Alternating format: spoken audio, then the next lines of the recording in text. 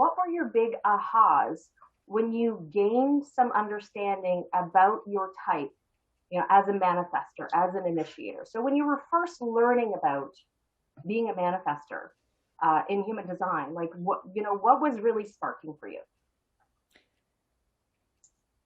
You want me to start? Sure. Sandra, thank you. Yes. Okay. We both want to initiate. The first thing I learned about human design at all was about anger, about the emotional theme of the manifestor being anger.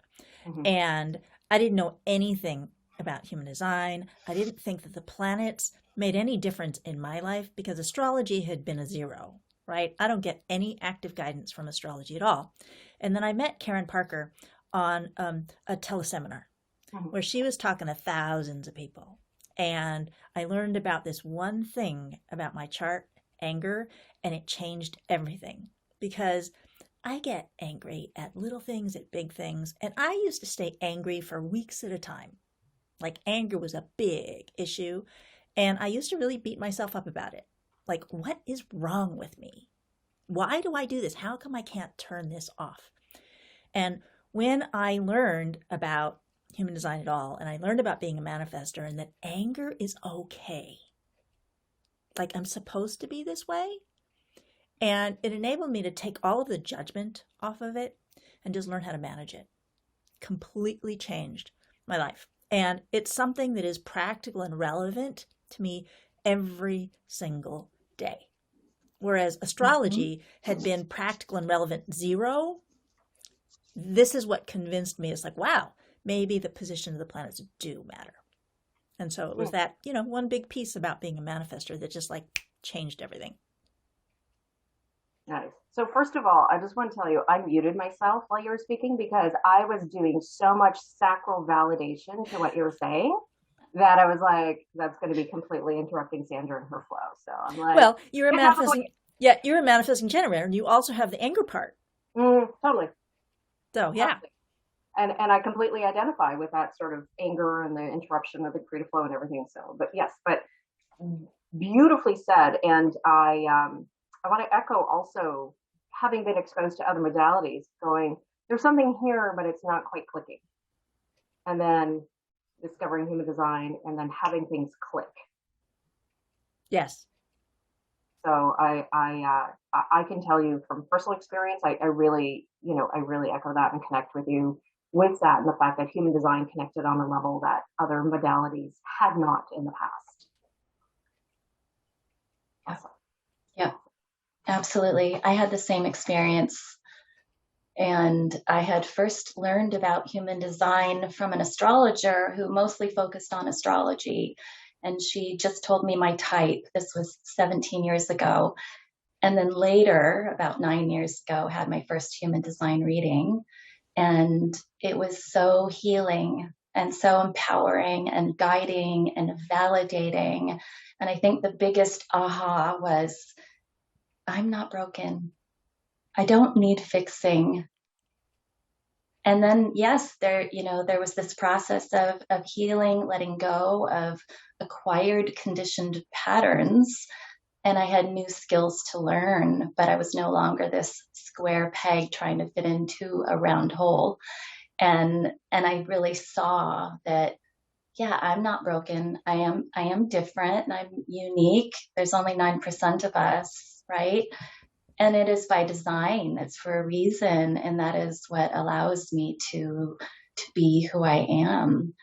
And so, yeah, I think that self-understanding really brought a lot more self-compassion as well, and self-love, to just like, yeah, that validation, like, yeah, I'm okay. Absolutely. I connect very strongly to two of those sentences that you said. I'm not broken and I don't need fixing. And square peg, round hole. Yes. And as you were speaking, I was actually finding myself inhale and like just exhaling, like releasing all this pressure when you were talking about deconditioning and just accepting yourself. And I was like, isn't that interesting that, Lisa's speaking and I'm feeling this. I'm actually sort of internalizing this and feeling this. So I'm like, wow, there's some manifestor power, like in action. We initiate. Yeah. We do. And I have the mark of a healer in my design. And yeah, there's lots of little details, which we won't get into today, I'm sure. Yes. Rabbit hole upon rabbit hole upon rabbit exactly. hole. How much time do we have? Yeah. How about we talk a little bit about initiating right now? Go for it. We've already kind of been talking about it a little bit. So for a long time as a manifestor, I didn't understand what initiating meant. It wasn't until I'd been doing human design as a practitioner, like reading other people's charts, it was 6 years before I understood how I personally initiate. And I know that for a lot of manifestors, this is one of the areas where they have a hard time kind of understanding it.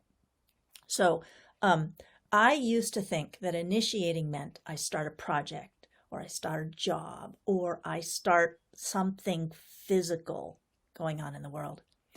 And I was in a massage therapy class, learning a different skill type of thing. And I said, hey, why don't we all get together outside of class and practice the stuff that we've learned, right? And boom, it happened. And I was like, oh, that would not have happened if I hadn't said it. I initiated that. And that's when I realized that I initiate by speaking, and then things happen that wouldn't have happened otherwise. Mm-hmm. And now I am conscious that I am going to initiate before it happens. Not every time, but sometimes, you know what, there's some change that needs to happen in the world. There's something that's not quite right. And I'm here to be the cue ball that gets this stuff happening. And so I go into situations knowing that a conversation I start is going to have this effect on other people. Yeah. Lisa, can you? Yeah, go ahead. I feel like I don't even need to ask or do anything. You guys are and I'm like, I could just sit back and enjoy the conversation. Go for it. Yes, I agree with all of that. And I think that especially in the beginning, a lot of manifestors don't realize their impact. They don't realize the impact that they have on others. One of the things that I've learned over time is, my presence alone impacts people. Just my energy. And initiation piece is about, speaking but even just my energy initiates people into a new way of being. And, going to the deconditioning piece, don't want to go down too much of a rabbit hole, but realizing, I'm not here to be the doer, go all the time. Yeah. But I think initiating definitely is one of the skills that I had to learn. And informing, depending on a person's conditioning, we live, so as I mentioned earlier, there's approximately 9% of the population are manifestors. And one of the challenges that we have is not everybody knows their design or your design.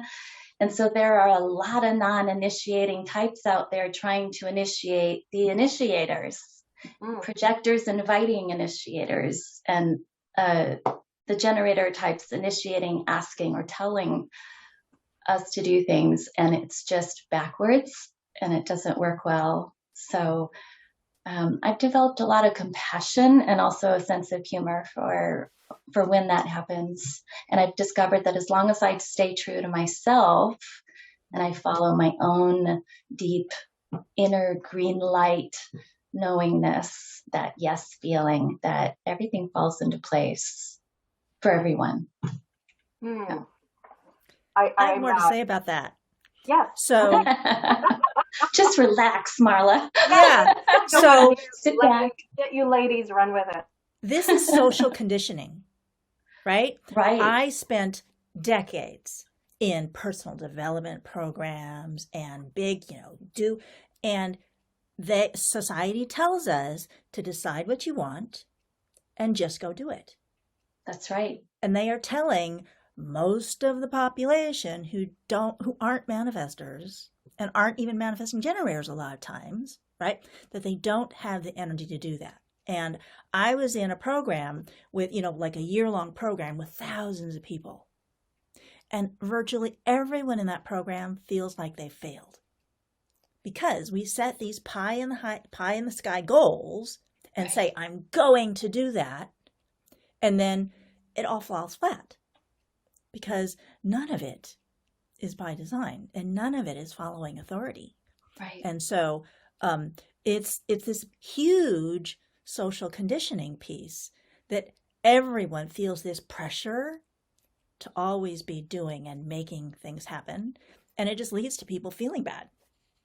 So there's that big piece.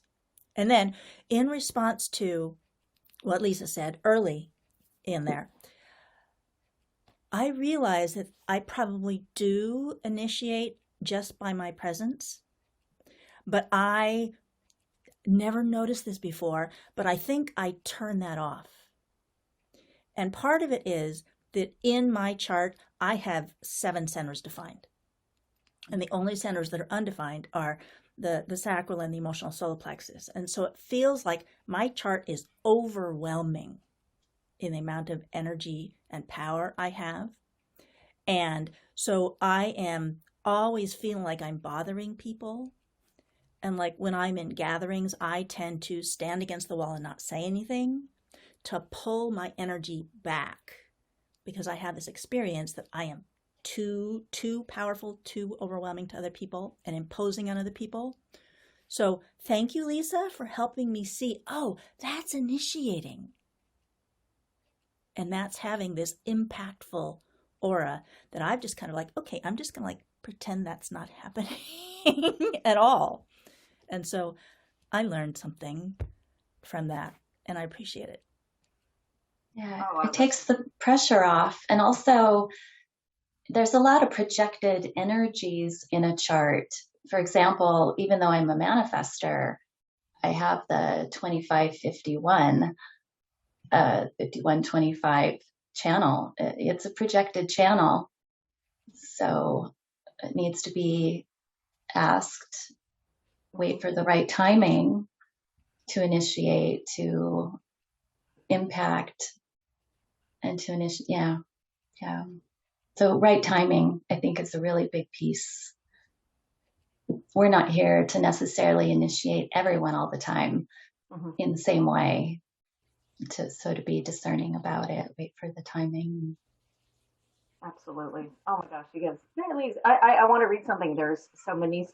Moniz posted. Oh my gosh, yes, Lisa, agree that so many other types try to initiate with us as manifestors. I have a projector daughter who is super insightful, but she used to try to tell me what I needed to do or work on without me asking. So frustrating. Human design has really helped us to understand how to better recognize and respect each other. Yes. I think that's huge. Absolutely. Yeah. Sandra, when you were talking too, I'm sorry, did I interrupt you, Lisa? Because I know I shouldn't get in your way. Whoa! No, you're good. Go ahead. I love you, Lisa.